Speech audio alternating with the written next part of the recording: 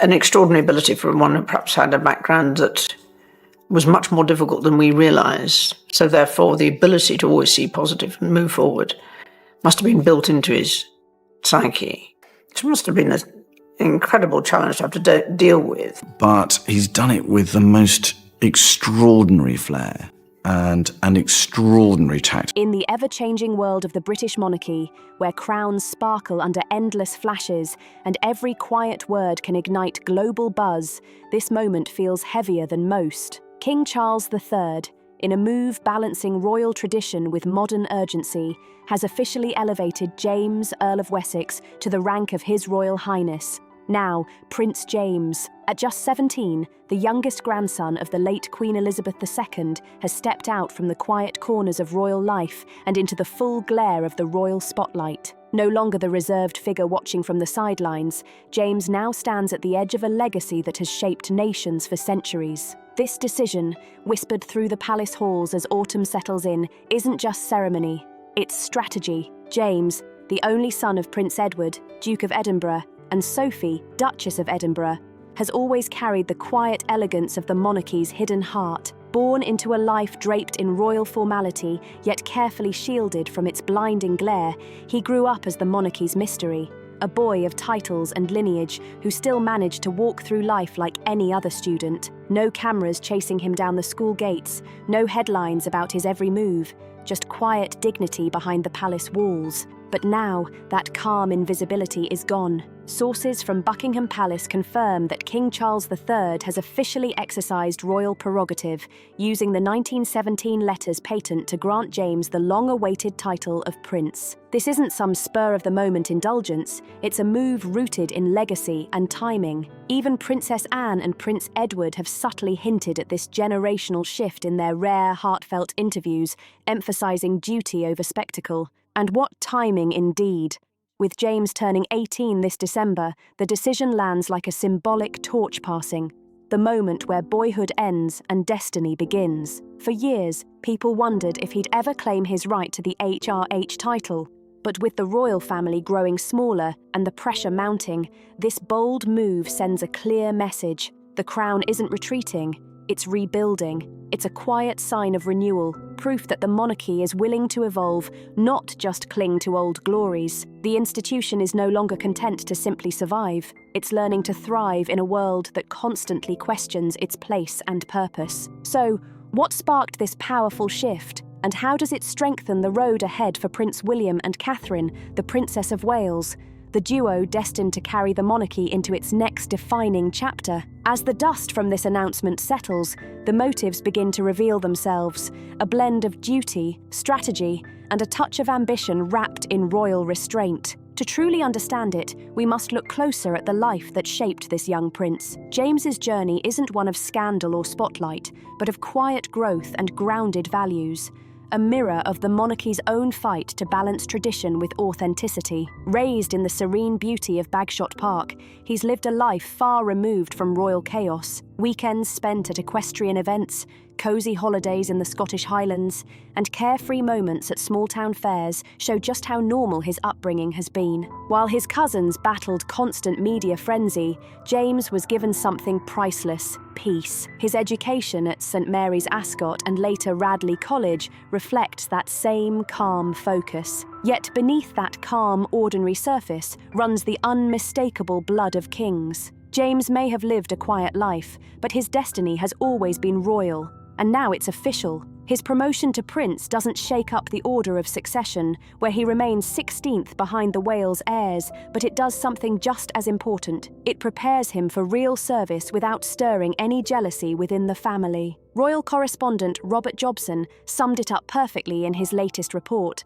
saying this move revitalizes the royal core without rewriting the playbook. It's a masterstroke of balance and a reflection of King Charles III's careful leadership. This isn't about vanity or favoritism, it's about securing the future. Charles has managed to honour his late mother's inclusive legacy while steering the monarchy toward practical renewal in a changing world. Palace insiders reveal that both Princess Anne and Prince Edward quietly backed the decision, describing it as a natural evolution rather than a revolution. In their blunt, no-nonsense style, they've said it's about spreading the royal workload, sharing the spotlight instead of guarding it. Behind the grandeur lies the human side. Those late-night family talks where private dreams are measured against the unrelenting call of duty. From the moment he was born, James carried the title of Viscount, a name that spoke of nobility, but with quiet grace rather than flashy privilege. His childhood was far from the royal stereotypes people imagine. He attended regular schools, made genuine friends untouched by royal formality, and joined family trips to Balmoral that felt more like cosy family gatherings than grand state events. Those early years shaped him into something rare, a royal who could blend in effortlessly while still carrying history in his veins. In school, James shined in history and geography, subjects that hinted at his deep awareness of legacy without letting it define him. Then came the next step. In March 2023, he became the Earl of Wessex after his father's elevation to Duke of Edinburgh. It was a subtle but meaningful shift. And during public moments like the 2024 Easter service, the transformation was visible. His tall, composed frame dressed in classic, understated suits, commanding quiet attention without trying too hard. Behind the scenes, his interests bloomed quietly. Sailing along the Solent became his escape. Wind, waves, and peace away from the palace noise. His volunteer work with environmental groups mirrors his uncle King Charles's passion for nature, while his curiosity for diplomacy reflects his mother, Sophie's global influence and humanitarian grace. Together, these interests revealed something powerful.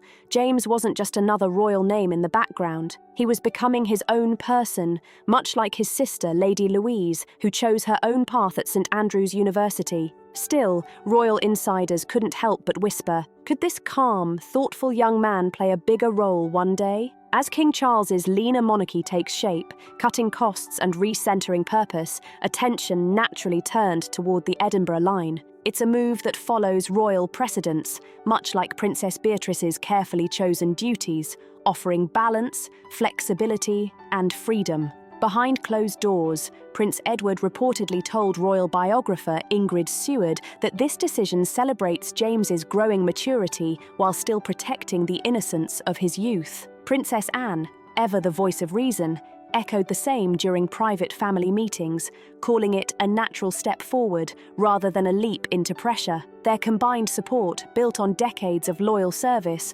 reveals one undeniable truth. The monarchy doesn't survive by isolation, but by fresh blood and renewal. Still, the shift raises powerful questions about identity and purpose. Does a princely title free a young royal, or cage him? For James, it's both an opportunity and a challenge. His new rank opens doors to meaningful patronages, causes close to his heart like youth empowerment, education, and heritage preservation, areas where his perspective could truly shine. But it also invites the kind of public attention he's long avoided. Those once private school days and harmless teenage moments could now easily become media snippets. As he prepares for university, possibly even abroad to embrace the world beyond the palace gates, that invisible weight grows heavier. His once quiet story now becomes a key piece in the monarchy's next chapter, personal growth merging with royal evolution. And the real question remains, what exactly guided King Charles's hand? Royal insiders say both Anne and Edward's measured counsel helped shape this move,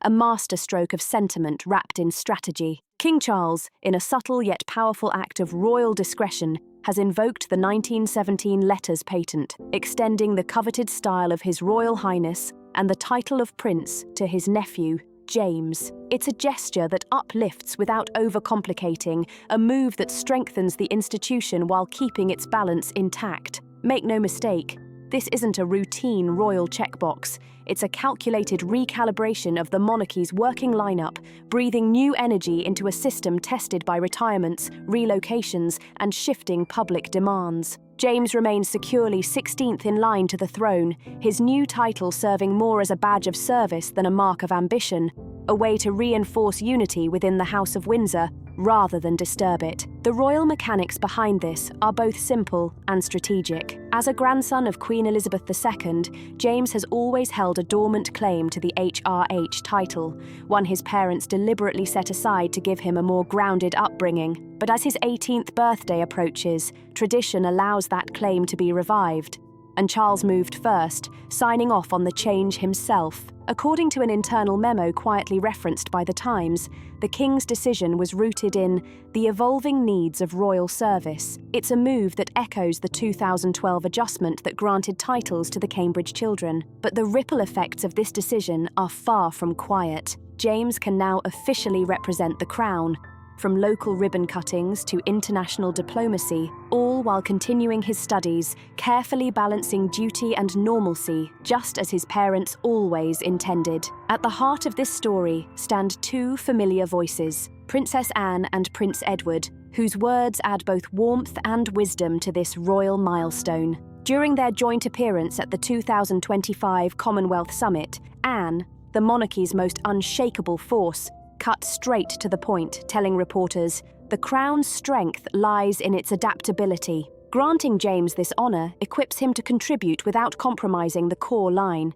It's about shared shoulders for a shared load, delivered in her signature crisp tone. The statement was classic Anne, pragmatic, powerful, and deeply rooted in service. Prince Edward later expanded on that sentiment during his sit-down with BBC royal editor Nicholas Witchell, explaining, "Father always believed in preparing the next waves. This step honours that, allowing James to serve William's vision with fresh energy, unburdened by rivalry." His words reflected quiet pride, not just as a father, but as a son, honouring Prince Philip's legacy of preparing the next generation for leadership. Together, their insights reveal the layers behind the King's choice. With Charles managing his own health challenges and the royal household still adjusting after recent turbulence, James's elevation represents stability, a calm, disciplined young royal stepping into the fold at exactly the right moment. He embodies the spirit of the Edinburgh line, hard-working, dignified, and free from scandal. His influence is unmistakable too. Her focus on humility and compassion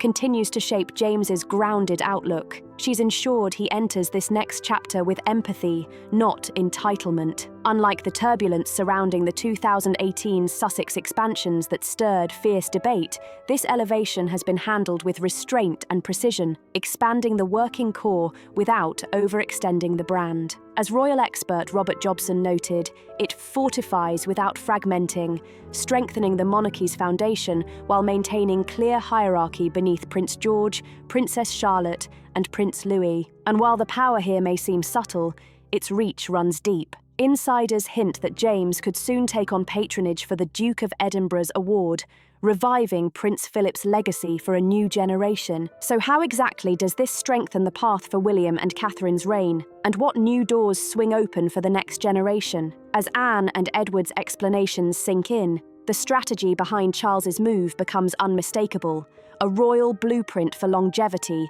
drawn with precision and purpose. In the intricate maze of monarchy, where tradition wrestles with modern expectation, few voices carry more authority than Princess Anne and Prince Edward. Their words cut through the noise, offering not PR polish, but lived truth, shaped by decades of unrelenting service. Princess Anne, the monarchy's iron spine, sees this move not as sentiment, but survival. Speaking at a post-announcement panel during the Royal Windsor Horse Show, she declared with her trademark bluntness, "Monarchy thrives on relevance." James's title ensures we draw from depth, not just the front row. It lightens the path for William and Catherine without stirring unnecessary currents. That statement, short and sharp, said it all. She's watched the cracks form from too few shoulders carrying too much, from her own brief hospitalisation in 2024 to the absences of Harry and Andrew, and she knows the cost of an overstretched monarchy better than anyone. Anne's vision is crystal clear, a team of teams approach where the lesser-seen royals quietly keep the machine running, and that's where James steps in, as reinforcement, not replacement. Prince Edward echoed her sentiment in his own calm, thoughtful tone during an exclusive with Vanity Fair,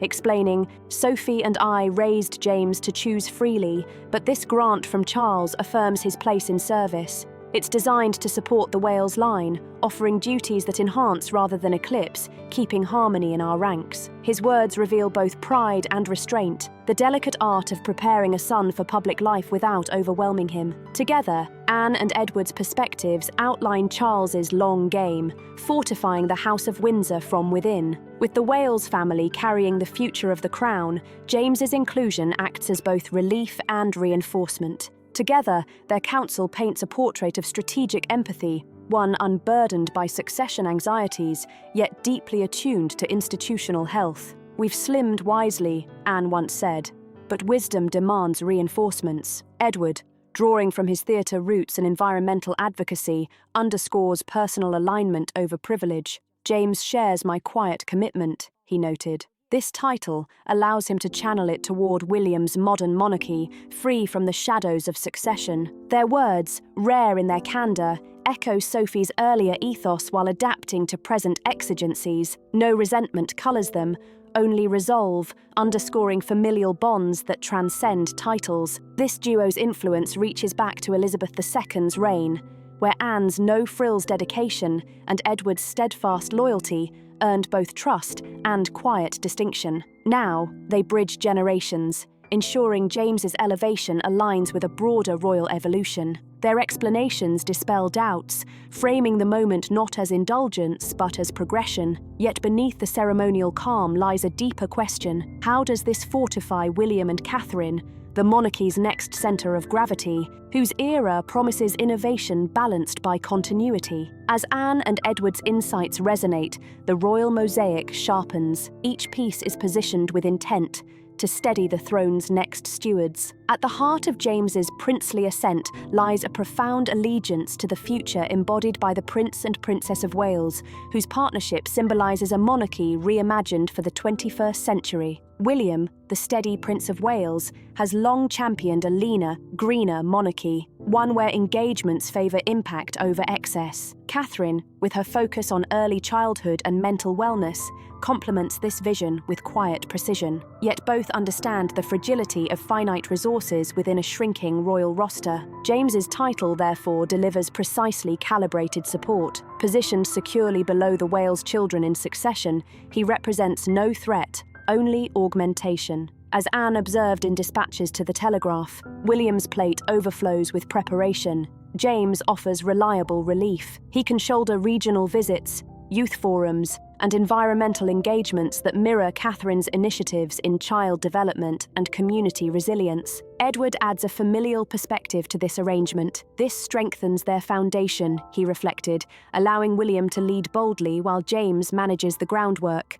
Much as I once did for father. Early indications suggest James will shadow William at select environmental summits and assist Catherine's Hold Still and early years projects, fostering synergy without duplication. This reinforcement addresses tangible strains. Post-2024, with Anne's convalescence and Sophie's expanded duties, the number of active working royals has hovered perilously low. It echoes Charles's own youth, when uncles like Kent and Gloucester quietly fortified Elizabeth's reign. For Catherine, still navigating the aftermath of chemotherapy, such allies ensure sustained visibility across both global and domestic arenas, from Commonwealth tours to the causes closest to her heart. William, in private briefings, has reportedly welcomed the move as a gesture of family fortitude, according to aides cited in the Mail. Yet the genius of this design lies in its subtlety.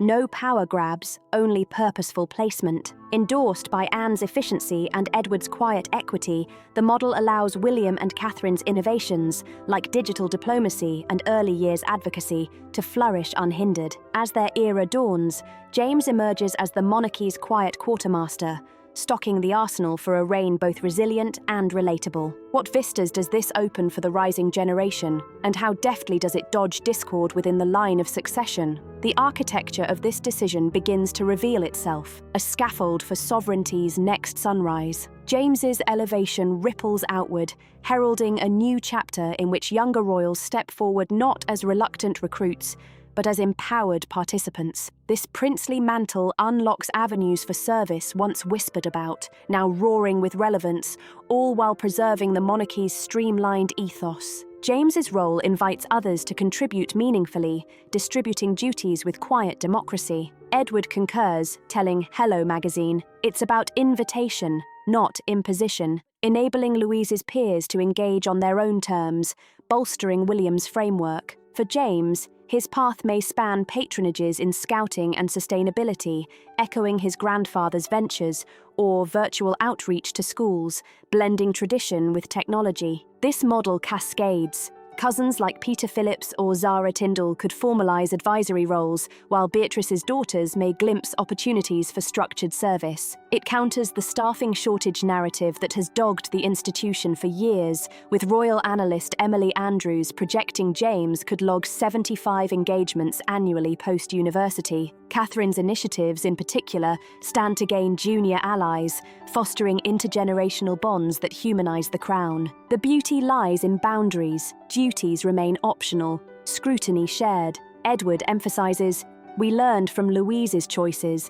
This empowers without enclosing. The model draws inspiration from Scandinavian blueprints, where marginal royals opt in flexibly, sustaining relevance through choice rather than compulsion. For the rising youth wave, it promises purpose without prison, a monarchy redefined by consent, not command. As Anne quipped, "The crown isn't a solo, it's an ensemble that sentiment encapsulates the quiet revolution underfoot, empowerment that redefines legacy, turning potential into partnership." But how does this harmony navigate the minefield of succession, ensuring elevation uplifts all without eclipsing any? The answer lies in architecture, not accident. In the intricate ballet of British succession, where every step risks a tangle, James's new status stands as a masterstroke of measured might. James serves beneath the Wales vault, adding depth without division. Edward, reflecting in The Spectator, added, "It's engineered for concord," letting him aid without ambition,